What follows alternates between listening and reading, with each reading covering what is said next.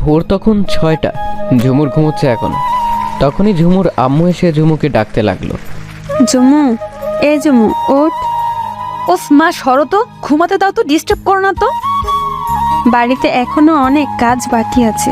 বাড়িতে একটা উৎসব উৎসব ভাব। আর তুই কিনা এখনো পরে পরে ঘুমাচ্ছিস। কেন, হঠাৎ এত আয়োজন কেন?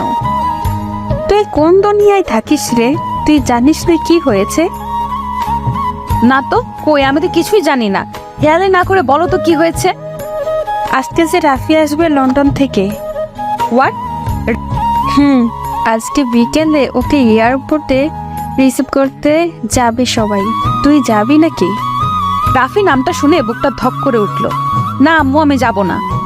আচ্ছা যা, গিয়ে ফ্রেশ হয়ে আয়, তারপর এসে নাস্তা করবি। ওকে আম্মু, তুমি যাও, আমি আসতেছি। তাড়াতাড়ি আয়। ঝুমু ওয়াশরুমে চলে গেল। তাড়াতাড়ি ফ্রেশ হয়ে বারান্দায় গিয়ে দাঁড়ালো। ঝুমু এবার এসএসসি এক্সাম দিয়ে কলেজে অ্যাডমিট নিয়েছে। বাবা মা থেকে শুরু করে পরিবারের সবার চোখের মনীষে।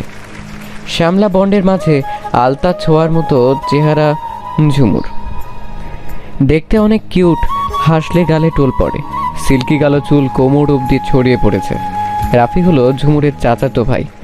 ঝুমুরের বাবা, রাফির বাবা সহ তারা 4 ভাই আর 2 বোন। বোনরা তাদের শ্বশুর বাড়িতে থাকে। ঝুমুরদের যৌথ ফ্যামিলি। ওর বাবা চাচারা একসাথে থাকে।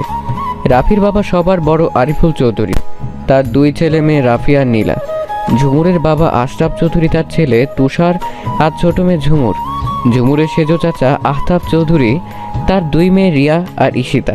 ঝুমুরের ছোট চাচার 2 মেয়ে মিলি আর জিনিয়া। বারান্দায় দাঁড়িয়ে ঝুমুর রাফির কথা চিন্তা করতে লাগলো। রাফির সাথেও সব থেকে ভালো সম্পর্ক ছিল। একজনকে ছাড়া আরেকজন চলতেই পারতো না। ঝুমুর থেকে অনেকটা বড় হলেও রাফি ঝুমুর মতো আরও কারোর সাথে অতটা ফ্রি থাকতো না। খুবই ভালোবাসতো একে অপরকে। কিন্তু একদিন রাফির সাথে ঝুমুরের মাঝে কথা কাটাকাটি হয় আর তাদের মাঝে দ্বন্দ্ব লেগে যায়। আর তার জন্য ঝুমুর রাফির সব থেকে প্রিয় শোপিস ভেঙে ফেলেছিল রাগের মাথায়। আর তাতে রাফিও ঝুমুরকে কয়েকটা থাপ্পড় মেরে বসেছিল।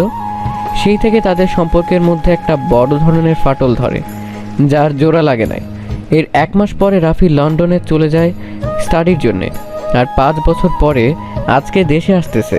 এই 5 বছরে কেউ কারোর সাথে কথাই বলে নাই। দেখা তো দূরের কথা, কি থেকে কি হয়ে গিয়েছিল সেসব ভাবতে থাকে ঝুমুর।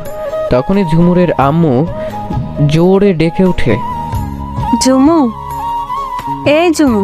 আসছি আম্মু। ঝুমু সিঁড়ি দিয়ে নিচে নামার সময় দেখতে পেল বাসাটা খুব সুন্দর করে সাজানো হয়েছে।